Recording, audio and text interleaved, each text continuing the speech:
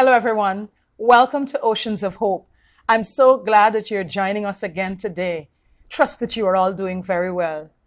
Our topic today is My Commanding Wife, the Benjie Saga Part II. In our previous discussion, we began by looking at Benjie's complaint about his commanding wife, who he said was trying to destroy his life. And we drew lessons to encourage women to put away nagging, insults, comparisons, and control to create the environment conducive for healthy, peaceful, and productive relationships and family life. Today we are focusing on the sweetness of stolen waters. Now it is interesting that Benji does not address his actions and their possible link to the way his wife behaved. It is almost as if he expected her to just fall at the feet of Honeybee and simply accept his lipstick sporting collar and juice drinking with the boys until 4 in the morning, as he claimed.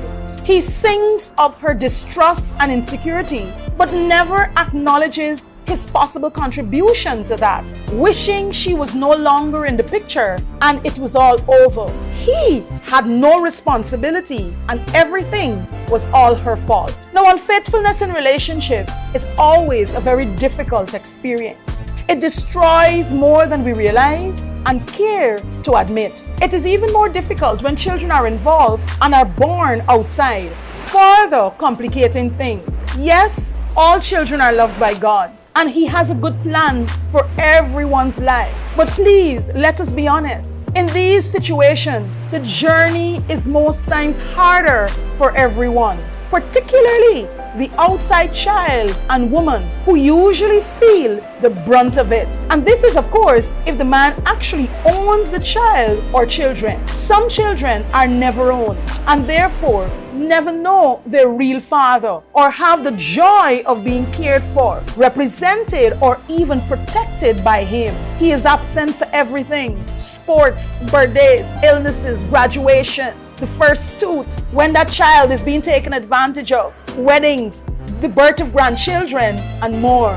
Since most men refuse to leave their wives or the woman they were originally with, never intending for it to go that far, as they say, the outsiders most times have to live in obscurity and play second or third fiddle. Some women hold on against all odds, even encouraged by him, but deep down they feel second class and as a port of convenience. On the other hand, there are men unknowingly taking care of children which are not their own. Family and friends keeping secrets which often cause problems, resulting in maiming and even murder. Boys and girls grow up feeling like mistakes, like they were just happenstance and not really wanted or desired by parents. In spite of mommy's best efforts, some boys grow up directionless, with little or no discipline, afraid and awkward, lacking identity and even a point of reference for special personal desires, physical features and traits, simply because they never had a model in daddy. Many girls grow up too soon, even taking on too much responsibility and attracting men who end up breaking their hearts just like daddy. They are angry, feel something is terribly wrong with them. Otherwise, why the rejection? They hardly trust anyone, let alone men, or simply have a deep hatred for them because their introduction to men was an absent or itinerant father who could never freely and openly tell others about them. She can only visit his place of work, if at all visit, or meet him for a money handover at some obscure place, or go to collect it from the grandmother who looked at her nose or feet or for some family mark and said, yes, she is ours. On the other hand, the daughter at home learns disrespect for authority and covenants because from home, her dad, who promised to be faithful to her mother, has 2 or more other families elsewhere. These, my friends, are but some of the effects of unfaithfulness we do not often talk about, display in magazines, or glamorize on shows. Friends, in Proverbs 9:16-18, while referring to adultery, Folly makes an invitation and says, "Let all who are simple or who lack understanding come to my house. To those who have no sense," she says, "stolen waters are sweet. Food eaten in secret is delicious. But little do they know that the dead are there, that her guests are deep in the realm of the dead. Friends, so many things are destroyed and are killed when we live this way. Sweet in the moment, but bitter thereafter. Yes, stolen waters are sweet, but the fallouts are too costly, friends. So many of our social problems can be traced right back to unfaithfulness and broken homes. I encourage you to think and think deeply. Make more selfless decisions. Reconsider some of your decisions and work for healing and stronger families. I invite you to rethink your posture and your ways of seeing life and choose the path of wisdom. In Proverbs 9:3-6, wisdom speaking says, "She has sent out her servants, and she calls from the highest point in the city. Let all who are simple come to my house.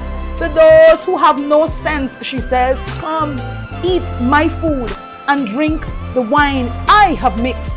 Leave your simple ways and you will live. Walk in the way of insight." If you're hurting today because your life is affected by unfaithfulness, there is grace and there is hope. You do not know your dad, or you know him, but you have to remain in the shadows because he has a quote-unquote real family.